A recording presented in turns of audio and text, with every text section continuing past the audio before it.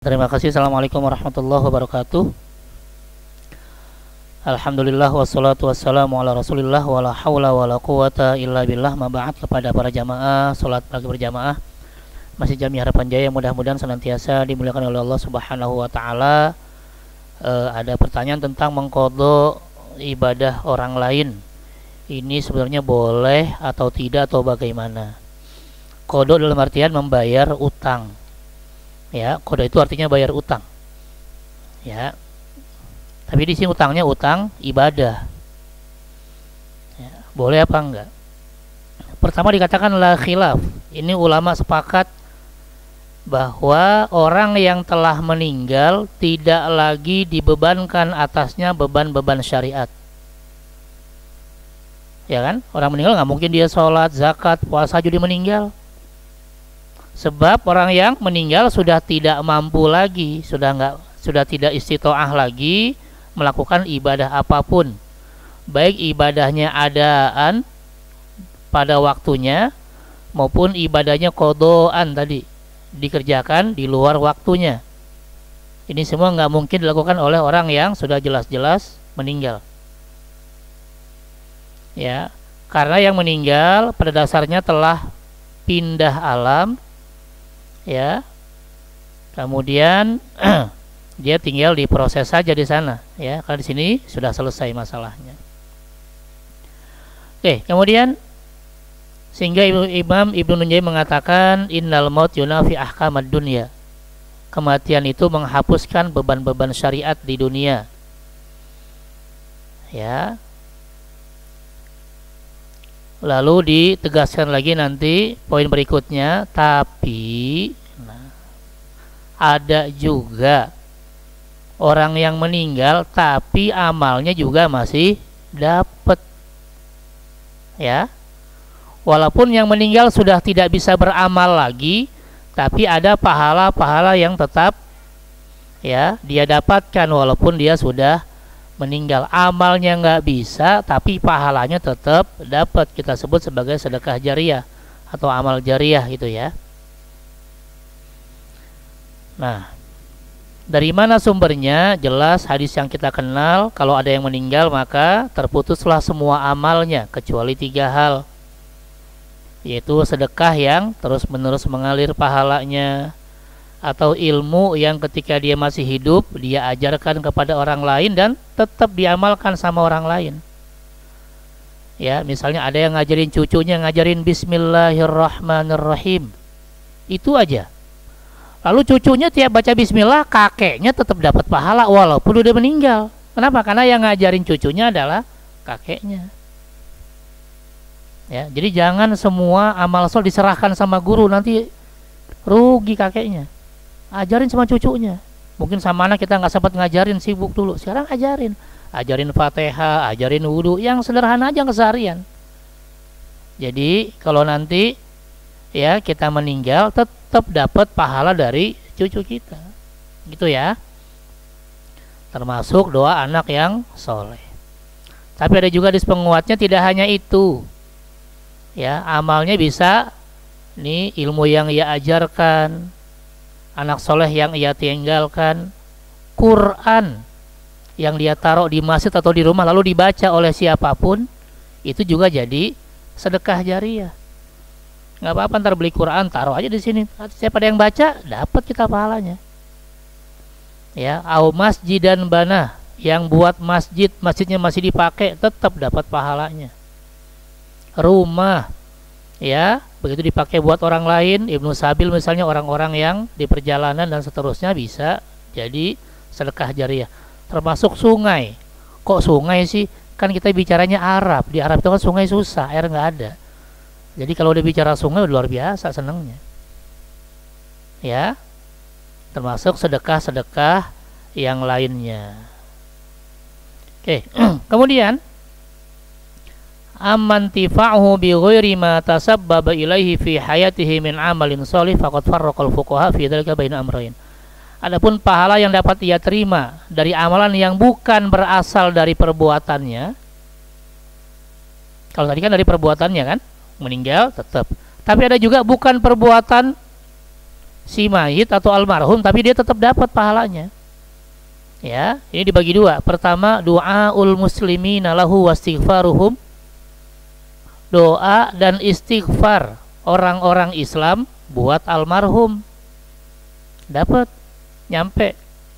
Ya, bahkan Imam Nawawi mengatakan ajma'al ulama, ulama sepakat bahwa doa kepada mayit dapat bermanfaat baginya dan pahalanya sampai kepada si mayit, berdasarkan firman Allah di surat Al-Hasyr surat ke-59, ya, ini ayat 10.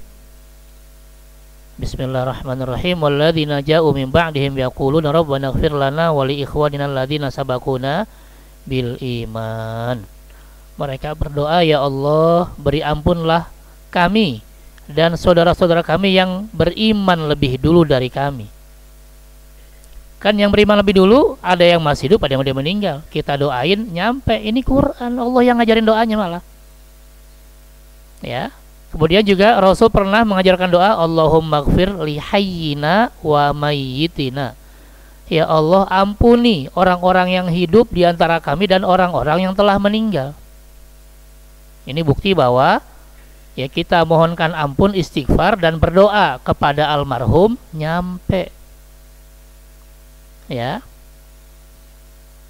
Kemudian yang berikutnya, nah ini yang beda pendapat.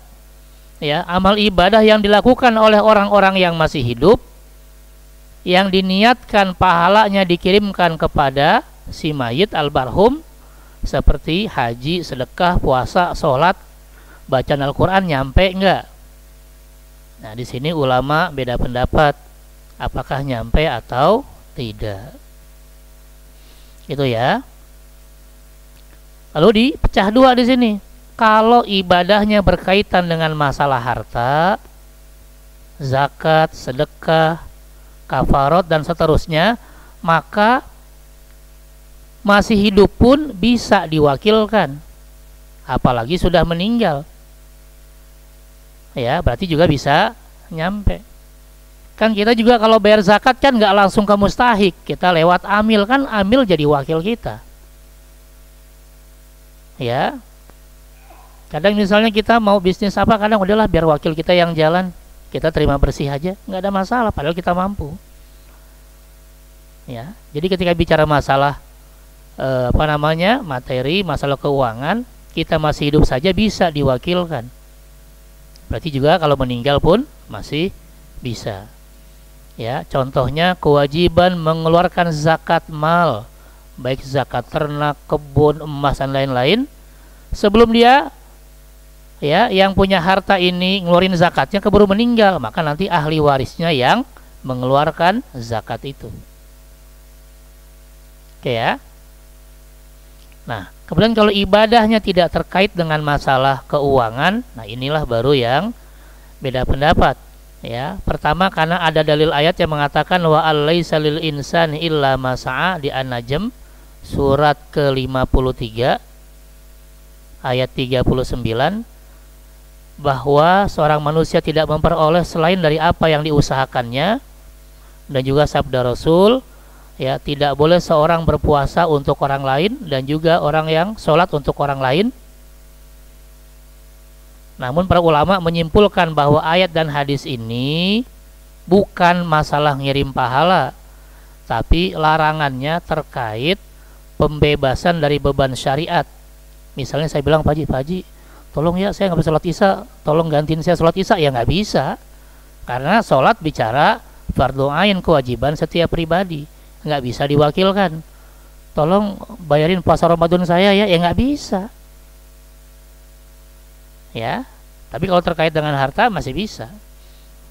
Gitu ya, ini ayatnya ini. Jadi bukan bicara masalah apa, tapi bicara masalah ketika keduanya masih hidup.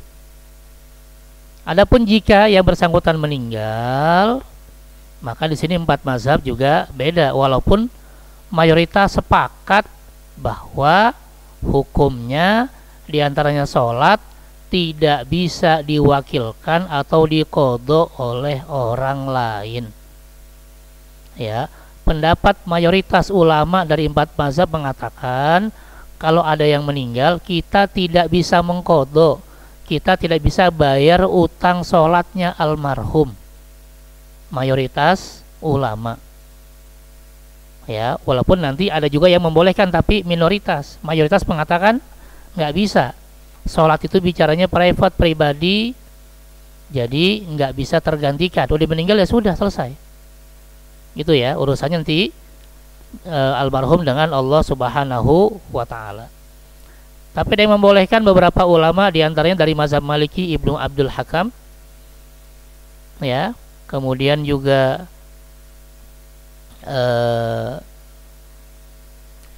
bukan Syatibi ya, ada lagi di bawahnya nanti ini. Nah, dari mazhab Hanafi juga ada yang mengatakan membolehkan, tapi kalau dikumpulkan maka yang mengatakan tidak boleh itu mayoritas ulama. Yang membolehkan hanya sebagian kecil dari setiap mazhab, ya. Nah, yang membolehkan nanti ada yang mengqadha sholat, ada yang pakai fidyah, ya. Tapi ini minoritas. Nih, di antaranya nih kalau pakai mazhab Hanafi, ya. Tapi kalau ada wasiat maka wasiat jadi setengah so atau mud, ya, atau sekitar 12 on dikali berapa kali sholat yang ditinggal, gitu ya. Tapi kalau kita bicara pendapat mayoritas mengatakan tidak ada qadha sholat bagi yang sudah meninggal. Jadi kalau mau dipaksa, Pak Ustadz, masa sih nggak ada? Ya ada, karena kalau bicara fikih pasti beda pendapat. Cuma mau pilih mayoritas atau minoritas, itu aja. Kalau pilih mayoritas dari setiap mazhab, semua mengatakan nggak ada, ya. Tapi dari setiap mazhab itu nanti ada saja yang mengatakan boleh. Apakah bolehnya dengan qadha atau bolehnya juga dengan fidyah? Apalagi, ya, kalau sudah bicara Indonesia, di sini saja di Betawi aja itu sudah jadi budaya. Kalau ada yang meninggal pasti udah nyiapin karung beras kan, beras berapa karung. Itu budaya. Mau dibilang nggak boleh ya bisa galakan mereka nanti. Ini dari mana? Karena sudah jadi budaya. Ya, di sekitar Betawi saya jumpai, mau di Depok, mau di Bekasi, mau di manapun, kalau asli Betawi biasanya begitu. Ada yang meninggal udah nyiapin beberapa karung beras dengan alasan fidyah. Memang dalilnya ada, ya, dalilnya ada. Tapi tadi yang mengatakan boleh adalah pendapat minoritas, bukan mayoritas ulama. Gitu ya. Ya, itu sedikit tentang qadha sholat. Tapi kalau ditanya mayoritas pendapat yang paling kuat gimana? Yang paling kuat mayoritas mengatakan nggak ada. Gitu aja ya. Oke. Oh ya, silakan. belum disuruh. Assalamualaikum warahmatullahi wabarakatuh. Pak, mengenai mengqadha almarhum orang tua itu apa termasuk menaikkan haji dan kurban itu, Pak? Apa mungkin yang itu juga ya pendapat minoritas atau pendapat mayoritas yang menghajikan orang tua atau mengkurban atas nama orang tua? Itu aja, Pak. Terima kasih. Wassalamualaikum warahmatullahi wabarakatuh. Waalaikumsalam. Ya, silakan bapak-bapak yang lain.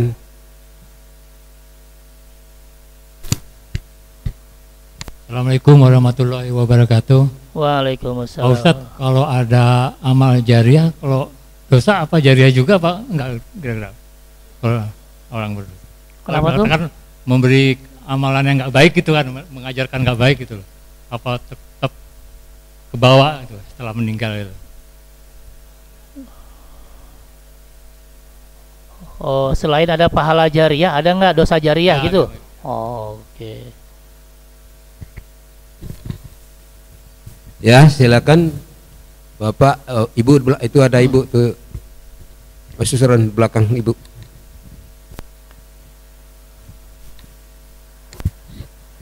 Assalamualaikum warahmatullahi wabarakatuh. Waalaikumsalam warahmatullahi wabarakatuh. Yang ditanyakan di sini Ustadz, ini masalah pengiriman doa Al-Fatihah kepada si mayat. Bagaimana ini hukumnya? Ada orang sudah meninggal. Oke.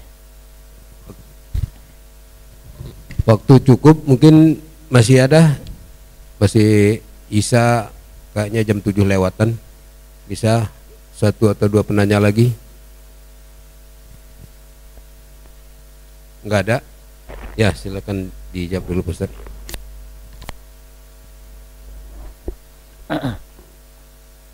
Ya, saya tambahin sedikit tadi ya. Jadi bukan nggak ada nih diantaranya ini. Ya, pendapat yang tidak masyhur dari mazhab Syafi'i. Ada yang mengatakan bisa diqadha. Tapi di sini bahasanya fidyah. Ya. Hitungannya 1 mud. 1 mud itu berarti 1/4 dari zakat. Karena zakat kan 1 sok. 1 sok itu 4 mud. Itu ya. Hambali juga, jadi setiap mazhab memang ada, tapi mayoritas mengatakan tidak ada qadha sholat. Bahkan nanti Imam As-Subki mengatakan kalau beliau justru mengqadha sholat dari kerabat-kerabatnya yang ditinggal. Tapi tadi ini pendapat dari minoritas saja. Ya, karena memang hukum asalnya tidak ada gitu ya. Oke ya, kita kembali ke pertanyaan. Gimana menghajikan orang tua? Kembali ke hukum asal. Hukum asal haji itu apa? Kemudian kondisi orang tua kita itu apakah sudah wajib atau tidak? Kalau sholat kan jelas ya, sholat itu wajib kecuali 4 orang yang nggak wajib. Siapa yang nggak wajib sholat? Pertama orang kafir, kedua orang yang sedang haid, yang sedang nifas, dan orang yang sudah wafat. Selain ini maka wajib. Ini bicara sholat ya. Nah, kalau bicara haji gimana? Jadi sebelum kita mengatakan saya ingin menghajikan orang tua, apakah ketika orang tua masih hidup dia sudah wajib haji atau belum? Ya, kan kalau haji biasa ada kata-kata liman istata'a ilaihi sabila, ada istitoahnya. Ya, istitoah itu kemampuan. Kemampuan itu nanti dalam fikih disebutnya azzat warrohilah. Ya, azzat artinya dia bisa bawa apa yang bisa dia bawa. Ya, jangan sampai dia berangkat haji tapi kelaparan, kehausan, berarti dia harus megang duit berangkat ke sana. Rohilah, perjalanannya aman. Kalau seumur hidup memang nggak ada zatnya. Ya, ada yang dia bawa dan ada yang dia tinggalkan, tapi nggak aman, perang terus Timur Tengah, ditutup tuh Mekah Madinah, ya nggak bisa berangkat. Berarti memang nggak wajib. Walaupun kita pakainya haji furoda, haji apa yang mahal. Tapi kalau kata Arab tutup mau gimana? Kayak kemarin corona tutup. Mau ngomong apa? Ya nggak ada haji. Ya, jadi pastikan dulu apakah orang tua kita dulu sudah wajib haji, punya kemampuan nggak secara finansialnya dan seterusnya. Kalau memang sejak dulu kayaknya orang tua saya nggak mampu deh Pak Ustadz. Jangankan bicara haji, rumah yang kontrak mulu misalnya. Rumah aja ngontrak mulu, punya rumah aja enggak, ya berarti kan nggak wajib haji. Kalau nggak wajib haji ya berarti nggak wajib juga dihajikan, gitu ya. Nah, kalau kurban asalnya hukumnya sunnah. Jadi kalau berkurban kepada orang tua ya asalnya sunnah lagi. Jadi kembali ke hukum asalnya apa? Ya, kurban hukum asalnya sunnah, kecuali nanti ada kurban yang wajib. Kalau mewajibkan kepada diri sendiri, mentakyin nanti bahasa fikihnya, atau yang kedua dia bernazar, maka yang sunnah berubah jadi wajib. Nah, sebelum orang tua melakukan, dia meninggal, maka kita juga wajib menggantinya tadi, apalagi orang tua sudah berwasiat. Gitu ya. Jadi lihat dulu kondisi orang tua kita, apakah betul sudah ada kewajiban haji saat itu tapi belum dilaksanakan keburu meninggal. Misalnya orang tua sudah setor ONH nih, belum dipanggil, udah meninggal, berarti kan memang udah ada kewajiban, udah setor ONH. Gitu diantaranya gitu ya Pak Haji ya. Jadi lihat hukumnya, lihat hukum asalnya. Tapi kalau seumur hidup orang tua kita memang nggak mampu, makan aja susah, rumah aja kontraktor ya, kontraknya pindah-pindah terus maksudnya. Ya karena memang nggak punya kemampuan, maka ya seumur hidupnya dia tidak wajib haji, berarti juga tidak wajib menghajikan orang tua. Ya, wallahu a'lam. Oke, yang berikutnya dosa jariah ada nggak? Ada. Karena memang juga hadisnya ada.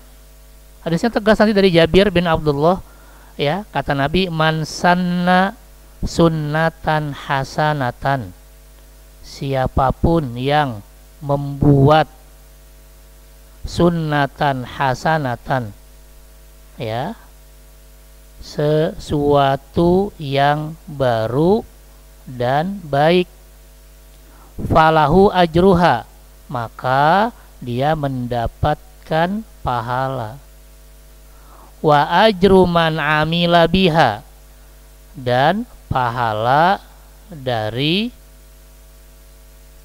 orang-orang yang mengikutinya, ila, ya, tanpa mengurangi pahala dia, la yanqus min ujurihim syai'. Makanya Nabi kita Muhammad sallallahu alaihi wasallam pahalanya nggak habis-habis. Wa innaka la ajran ghairu mamnun di surat 68. Sesungguhnya engkau wahai Muhammad pahalanya nggak habis-habis. Kenapa? Kita umatnya mengerjakan apapun kan mencontoh Nabi. Setiap kita melakukan kebaikan, Nabi dapat pahalanya. Karena Nabi yang pertama kali, ya, mempraktekkan. Wudhu kita ya dari Nabi, sholat kita semua ya kita lakukan dari Nabi. Makanya pahala Nabi nggak putus-putus. Tapi hadis ini masih koma, ya, sama, tinggal yang tadi nih, tinggal diganti, siapapun yang membuat sesuatu yang baru tapi buruk, ya, dan buruk, maka dia mendapatkan dosa dan dosa orang-orang yang mengikutinya. Karena itu anaknya Nabi Adam, Qabil, dosanya nggak habis-habis. Karena setiap pembunuhan yang dilakukan, ya, bukan pembunuhan karena kebenaran, ya, pembunuhan karena kezaliman, Qabil pasti dapat poin dosanya. Karena Qabil yang pertama kali mencontohkan pembunuhan di dunia ini. Itu kan zaman dulu, Pak. Zaman sekarang nih yang gampang. Misalnya ada orang yang mengupload fotonya di sosmed, lalu terbuka auratnya. Kalau ada yang ngelihat, dosa nggak? Dosa nggak? Dosa. Misalnya perempuan yang mengupload foto dia waktu SMA, kan mungkin dulu belum pakai kerudung, masih kelihatan rambutnya. Malah ternyata dulu rambut saya begini, ya, malah komentarnya bagus. Setiap orang yang melihat foto itu ya dosa jariah. Kenapa? Karena melihat aurat. Kan rambut bagi perempuan aurat. Walaupun perempuan ini meninggal, tapi fotonya di sosmed masih ada, dan setiap orang yang melihat foto dia, maka tetap dapat dosanya. Kenapa? Karena masih memperlihatkan auratnya. Itu masih dosa jariah. Makanya hati-hati kalau mau mengupload apapun ke sosmed. Jangan sampai yang kita upload yang berbau dosa, ya. Jadi ini diantara dosa jariah. Kan yang upload bukan saya, Pak Ustadz. Ya bilang sama yang upload, maaf ya, tolong dong foto saya ditutup, kayak dijadiin apa, dikasih emoji apa, biar nggak kelihatan muka saya. Nggak apa-apa. Kenapa? Karena ada rambut saya di situ. Kan aurat buat perempuan. Janganlah. Kalau bisa dihapus, kalau nggak ya ganti aja dengan kasih emoji apa itu, ya, kasih emot apa biar memang nggak kelihatan rambutnya, gitu ya. Jadi tetap ada dosa jariah. Makanya hati-hati. Termasuk kita ngajarin apa, ya jangan ngajarin yang jelek-jelek, ya. Ya, pengiriman doa tadi sudah, ya, bahwa doa itu jelas, ya, doa itu jelas sampai, gitu ya. Jadi insya Allah aman ketika bicara doa, bicara ngirimin Fatihah, sampai semuanya. Oke, gitu ya. Ini yang dipermasalahkan sholat. Kalau sholat nggak bisa karena sudah selesai.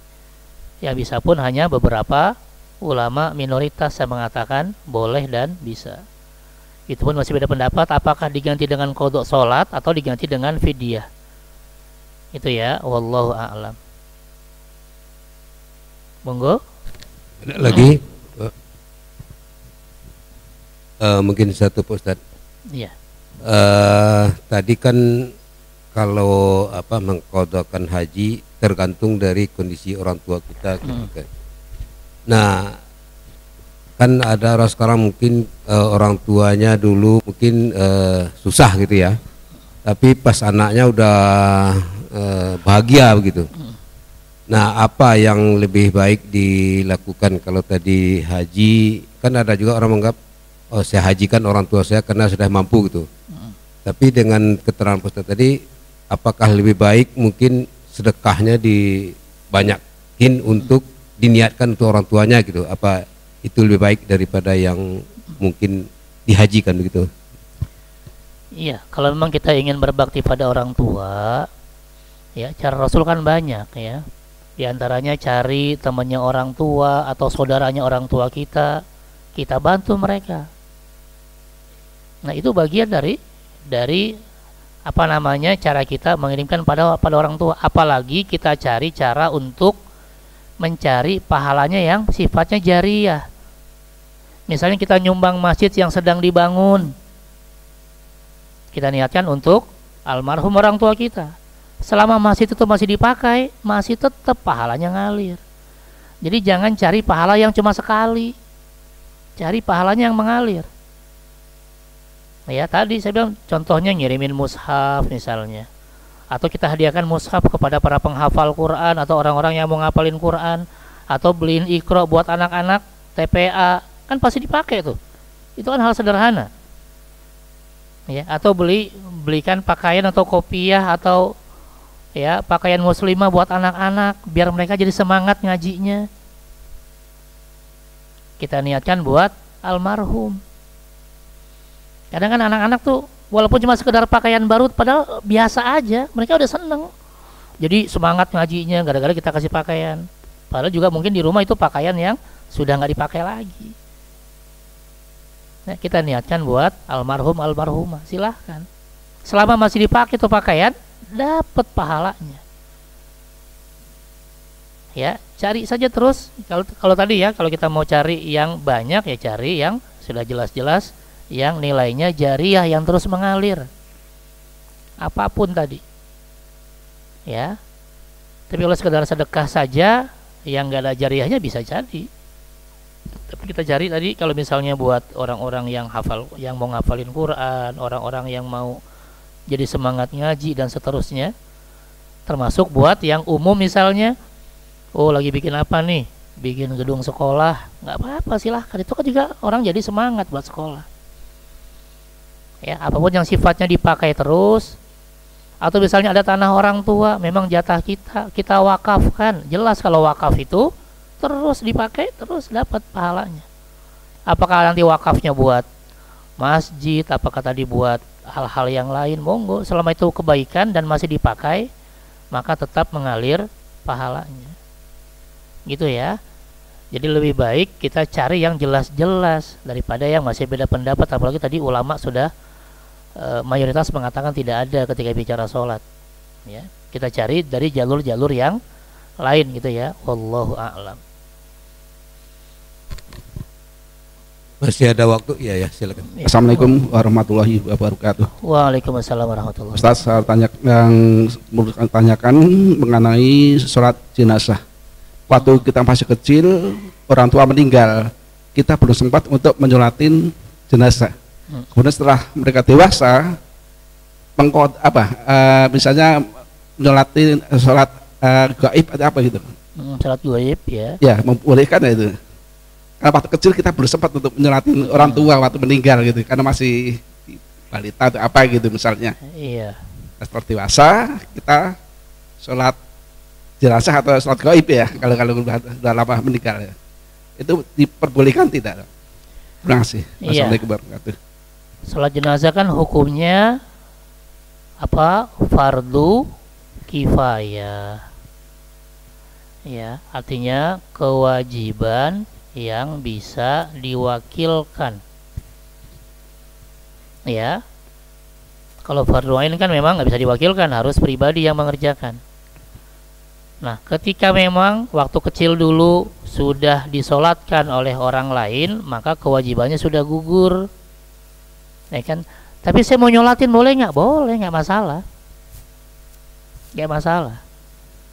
Ya, karena Rasul juga pernah menyolatkan sahabatnya yang kerjaannya bersihin masjid.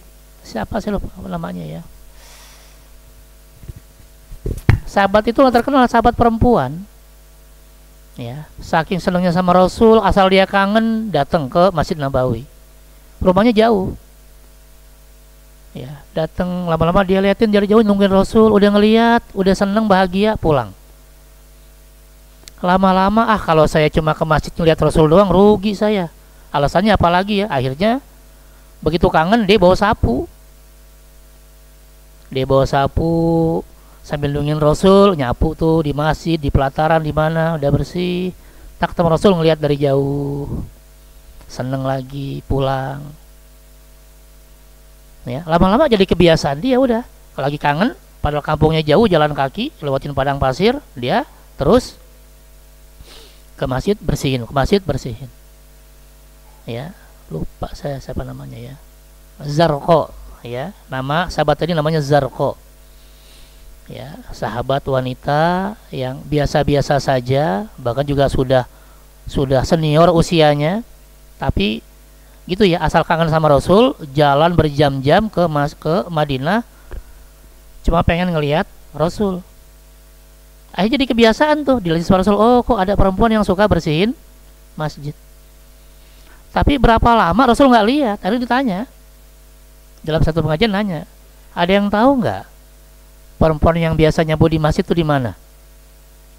Nggak ada yang tahu, sahabat diam aja. Siapa ya Rasul? Siapa ya Rasul? Itu yang biasa di masjid, yang suka nyapu. Oh iya. Udah lama meninggal ya Rasul. Kaget Rasul. Kok nggak ngasih tahu saya? Disangkanya nggak penting. Karena nggak dikenal, bukan orang Madinah, ya. Tapi Rasul justru nanyain dan nyari tahu. Akhirnya sahabat tadi bilang, ya Rasul mau tahu kuburannya? Iya mau tahu. Akhirnya dibawalah Rasul ke kuburannya Zarqo. Akhirnya kan sahabat yang lain ngikutin. Nah, sampai di kuburannya Rasul menyolatkan Zarqo tadi. Berarti sahabat tadi sudah disolatkan belum sebelumnya? Sudah. Tapi Rasul mau menyolatkan lagi nggak ada masalah. Silakan saja. Gitu ya, itu diantara dalilnya boleh kita menyolatkan berkali-kali monggo. Tapi sebenarnya sekalipun sudah selesai. Tapi kayaknya dulu kan saya belum, saya pengen lah nyolatin. Nggak ada masalah. Gitu ya, itu diantara dalil yang bolehkan karena Rasul pernah menyolatkan sahabat wanitanya yang bernama Zarqo, yang kerjaannya kalau ke Masjid Nabawi suka bersihin masjid. Ya, wallahu a'lam. Ya, oke. Ada yang lain? Silakan. Silakan Bapak Ibu, masih ada? Oh tidak, kita lanjutkan. Mungkin Ya. Dilanjut ya. Oke ya, kita tegaskan lagi di sini. Kalau tadi kita bicara 4 mazhab, kita bicara tentang satu dari fatwa Mesir ya. Fatwa dari ulama Mesir mengatakan di sini hukum asal dari kewajiban itu fardu ain. Yang bicara fardu ain adalah hanya boleh dilaksanakan oleh individu itu sendiri. Tapi ada yang dikecualikan, yaitu apa? Puasa, zakat, dan haji. Karena ini ada dalil khususnya. Ya. Karena itu boleh orang menggantikan puasa. Nanti ada dalilnya. Ketika seorang sahabat datang, ya Rasulullah, ibu saya wafat dan dia punya utang puasa, boleh nggak saya gantiin? Kata Rasul, ya. Justru utang pada Allah lebih didahulukan. Ini bicara puasa. Lalu juga bicara zakat. Sebelum kita bagi waris, maka yang didahulukan adalah setelah penguburan jenazah, bicara bayar utang almarhum atau almarhumah dulu, termasuk kalau punya utang zakat. Baru bicara wasiat kalau ada, baru terakhir bicara waris. termasuk juga yang haji tadi kalau memang punya kewajiban haji. Ya, orang lain boleh menunaikan 3 ibadah tersebut karena ada dalil yang tegas, ya. Nah, kemudian ini yang mengatakan ada nih tentang sholat, ya. Man mata wa alaihi sholatu fardin, siapa yang meninggal masih punya utang sholat, lam tuqdo wa lam tufda anhu, tidak bisa diqodo, nggak bisa dibayar, nggak bisa ditebus. Tapi ada pendapat yang lain boleh, tapi ini pendapatnya minoritas, ya. Kalau sudah ada bilang dalam kajian fikih itu ada bahasa qaul, pendapat lain ini biasanya minoritas, ya. Baik mayit itu mewasiatkan ataupun tidak. Ya, ini dari Imam Al-Abbadi, imam yang menghayatkan dari Imam Syafi'i. Ya, bahkan juga nih Imam Subki yang tadi saya sebutkan mengamalkan hal ini untuk sebagian kerabatnya. Maksudnya ini qadha salat. Ya, jadi ada sebagian kecil dari ulama mazhab Syafi'i juga yang mengqadha salat, bahkan tidak hanya buat orang tua, bahkan untuk kerabatnya. Ya, wallahu a'lam. Tapi gimana kalau dibicara kuat atau tidak dalilnya? Nah, Imam Nawawi menegaskan di sini bahwa menyamakan qadha bagi orang yang telah meninggal dunia dengan dalil doa, kias berarti ya, mengkiaskan qadha salat dengan doa atau mengkiaskan qadha salat dengan bolehnya sedekah dan haji, ya, ini dalilnya lemah. Jadi dalil mengqadhakan salat itu lemah dalilnya. Walaupun juga dilakukan oleh tadi ya Imam Subki dari mazhab Syafi'i.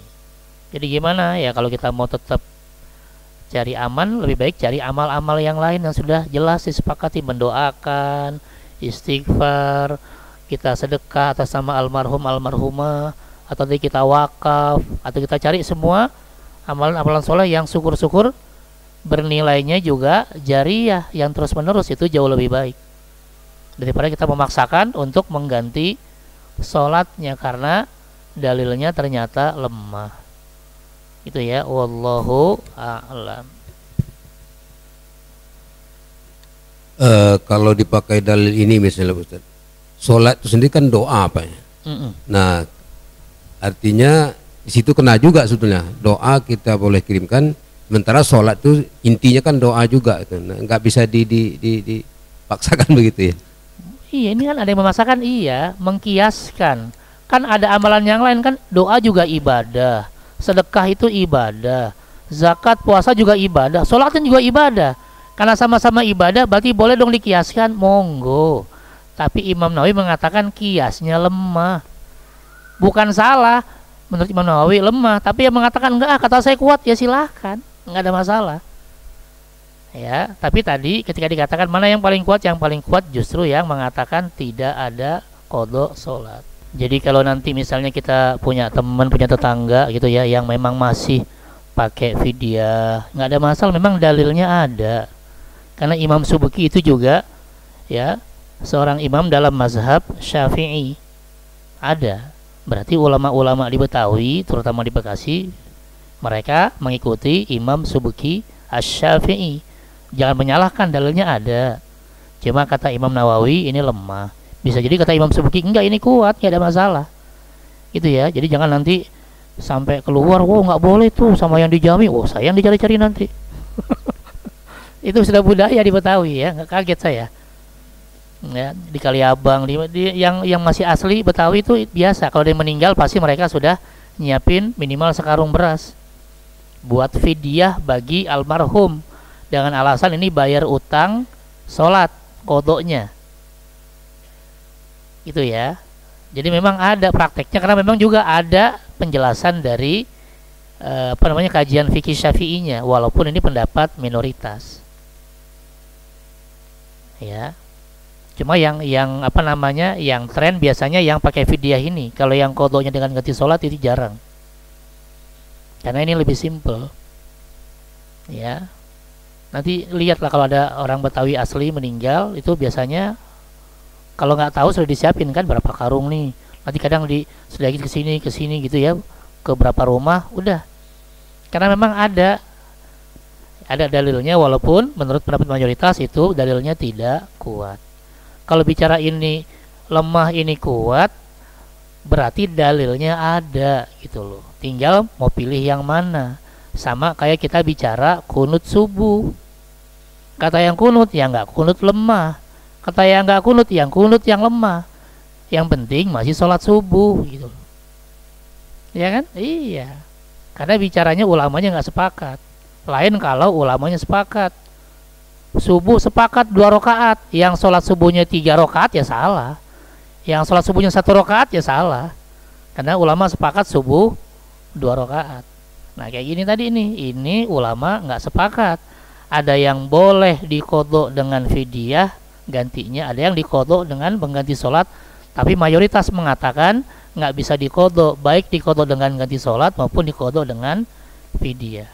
Tapi ada yang mau pakai fidyah tuh, ya nggak apa-apa, orang ulamanya juga ada gitu, walaupun dia minoritas, ya. Jadi jangan nyalain, yang salah itu kalau nggak ada sandaran ulamanya. Ini subuh 3 rakaat dari mana nih? Ya kan 2 aja bagus, apalagi 3, itu namanya ngarang, nggak boleh. Itu ya. Tapi selama ada sandaran dari ulama, walaupun tadi minoritas, monggo silahkan kalau mau dipakai. Itu ya. Jadi kalau kita bicara beda pendapat begitu ya, tinggal pilihannya yang mana. Ya, tapi kalau kita mau yang nyaman, ambil yang mayoritas dulu. Apa namanya? Dosen saya gitu ya, Habib Salim Jufri suka bilang kalau ada masalah, ambil aja yang pendapat jumhur mayoritas, karena itu lebih aman. Ya. Wallahu a'lam. Monggo. Ada yang lain? Ada lagi yang mau bertanya, boleh juga, barangkali bukan yang disampaikan hari ini, barangkali mengenai sholat yang kemarin yang masih ada ragu atau belum sempat, waktu masih. Silakan Bapak, Ibu. Ya, ini ada lagi dari Ibu.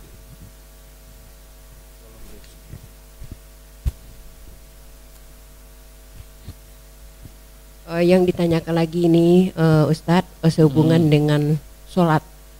Kita kan berjamaah, kebetulan siang hari. Kita kan pakai tabir, tidak kelihatan imamnya.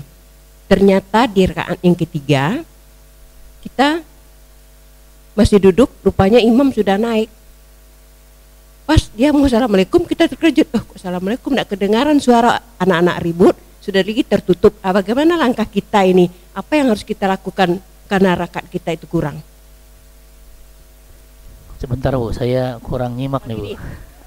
Kita kan sholat berimam 4 rakaat. Iya. Kebetulan rakaat ketiga, nggak tahu imamnya udah berdiri. Kita Rakaat duduk. ketiga, Iya, imamnya berdiri ke rakaat ketiga. Di rakaat keempat lagi. Kita kan nggak tahu. Rakaat ketiga selesai, selesai. masuk rakaat keempat. Imamnya Kita sudah berdiri. Iya. Oke, terus posisi ibu? Posisi kita kan sedang duduk, imam kemudian udah assalamualaikum aja lagi, kan tinggal 1 rakaat itu. Sebentar. Imam berdiri rakaat keempat. Iya. Ibu posisinya masih duduk. Duduk Iya. apa? Duduk apa nih? Duduk antara 2 sujud atau duduk istirahat? Duduk istirahat. Nah, kedengar imam naik ke atas untuk apa? Berarti sudah sujud kedua ya? Iya, sudah duduk kedua. Sudah sujud kedua, terus ibu duduk. Ibu kenapa duduk? Kan rakaat keempat harusnya diri. Berapa dibanding? Yang penting waktu itu tidak tahu imam masa berdiri, kita sedang duduk rakaat kedua itu kitanya tinggal duduk. Imam sudah berdiri rakaat keempat, ibu duduk. Iya. Ibu kenapa duduk? Ya, untuk apa kan sudah kita sujud kan duduk. Iya kan, kalau posisinya dari ketiga dari 3 ke 4 kan memang langsung diri, nggak ada tahiyat awal kan? Tahiyat awal kan di rakaat kedua mau ketiga. ya kan? Harusnya kalau memang imam sudah diri, ya boleh nanti ada dua pilihan. Boleh ibu langsung diri, boleh juga duduk sebentar istirahat, namanya julusul istirohah. Rakaat ketiga, setelah sujud kedua, duduk sebentar, baru kemudian berdiri. Ya, nah terus masalahnya di tertinggal satu tiba ndak baca Al-Fatihah kita kan? oh begitu ibu belum diri. Iya belum diri. Iya, pas mau diri imamnya udah ruku. Udah ruku. Oh iya iya iya. Terus gimana nih? Apa Berarti gimana? nanti begitu imam salam ya ibu nambahin 1 rakaat. Karena ibu rakaat yang keempat ini kan nggak baca Fatihah. Ya kan? Karena kalau ibu maksa baca Fatihah, imam nanti bisa banyak yang ditinggal. Ibu baca Fatihah nih, imam udah ruku, nanti imam i'tidal, imam sujud. Udah berapa gerakan yang ketinggalan itu? Karena kalau sampai 2 atau 3 gerakan rukun yang ditinggal, berarti kita sudah dianggap nggak berjamaah lagi. Ya. Maka pilihannya tadi ibu tetap baca Fatihah, tapi ketinggalan gerakan imam dan itu bisa sangat banyak, ya. Atau ibu tetap ibu pilih aja diri dulu ya. Imam sudah ruku ibu diri, kemudian ruku ikutin imam. Tapi jelas bahwa di Al-Fatihah ini ibu kan nggak baca, bermasalah.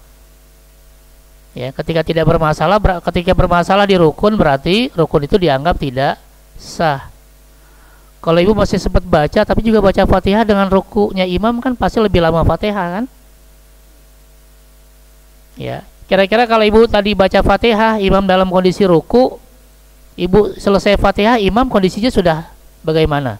Apakah masih ruku atau sudah gerakan yang lain?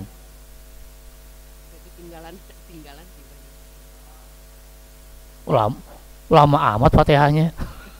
Imam udah salam. Ya kan, ibu pas duduk, imam sudah ruku, ya ibu diri. Nah, pas ibu diri kan berarti ibu ada kewajiban baca Fatihah. Kalau seandainya ibu tetap ngejar Fatihah, ketika ibu selesai Fatihah, kira-kira imam posisinya di mana? Kalau imam posisinya di i'tidal, ya kejar Fatihahnya, nggak apa-apa.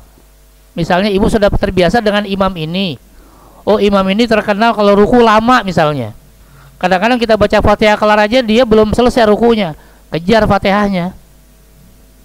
Walaupun imam dalam kondisi ruku, kejar Fatihahnya baru kemudian ruku ikut imam. Kadang-kadang berarti cuma ketinggalan 1 rukun dan masih bisa dikejar. Tapi kalau terkenal imam ini cepet, ya, kalau kita baca Fatihah tahu-tahu imam sudah tahiyat akhir misalnya, cepet dia, nah itu baru masalah. Ya, karena kan yang nggak boleh ketinggalan itu sampai 2 atau 3 rukun yang panjang. Ya, rukun yang panjang itu berarti selain i'tidal dan duduk tahiyat, duduk antara 2 sujud. Kalau ibu sampai ketinggalan ruku, sujud, duduk antara 2 sujud, berarti sudah 3 rukun yang ketinggalan tuh. Ini yang nggak boleh. Tapi kalau ibu yakin dengan saya baca Fatihah, ibu cuma ketinggalan ruku atau i'tidal, kejar Fatihahnya. Karena yang ketinggalan cuma 1 rukun yang panjang. Karena i'tidal dianggap rukun yang pendeknya dihitung. Ya, dalam mazhab Syafi'i nanti ada dikenal rukun panjang, rukun pendek. Rukun pendek itu i'tidal dan duduk antara 2 sujud. Makanya 2 gerakan ini nggak boleh terlalu lama. Nggak boleh ngalahin kayak orang lama Fatihah. Ya, kalau ibu yakin dengan saya baca Fatihah, imam masih ruku atau baru i'tidal, kejar Fatihahnya. Itu ya, baru kemudian ngejar imam di ruku dan i'tidal. Kalau memang tadi imamnya memang biasanya lama, jadi kita masih bisa ketinggalannya cuma 1 rukun, istilahnya cuma ruku saja.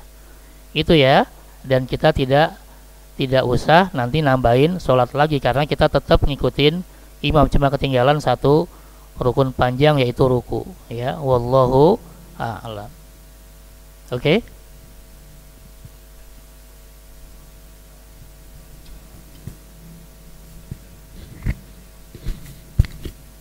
Tetap kita kejar, jangan nunggu. Karena kan udah, kalau kita nunggu berarti ngapain? Kita kan di rakaat ketiga, imam rakaat keempat. ya kita kejar imamnya. Ya. Ketika kita berdiri kan imam dalam kondisi ruku, berarti kita baru ketinggalan satu rukun. Apalagi nanti imam misalnya rukunya lama, udah kita baca Fatihah terus. Kalau kita duduk berarti kita ninggalin berapa rukun itu, malah jadi dianggap sholat sendirian nanti, bukan sholat berjamaah. Ya, berjamaah itu intinya tidak boleh ketinggalan rukun 2 atau 3 rukun gerakan yang dianggap rukun panjang. Rukun panjang itu apa? Pokoknya selain i'tidal dan duduk antara 2 sujud, karena 2 itu yang dianggap pendek, berarti selain itu panjang. Berdiri, ruku, sujud, ya, duduk tahiyat akhir, ya, itu dianggap ruku yang panjang itu ya. Jadi jangan sampai kita kelewat 2 atau 3 rukunnya imam. Ya, wallahu a'lam. Ya, saya kembalikan ke moderator. Terima kasih. Assalamualaikum warahmatullahi wabarakatuh.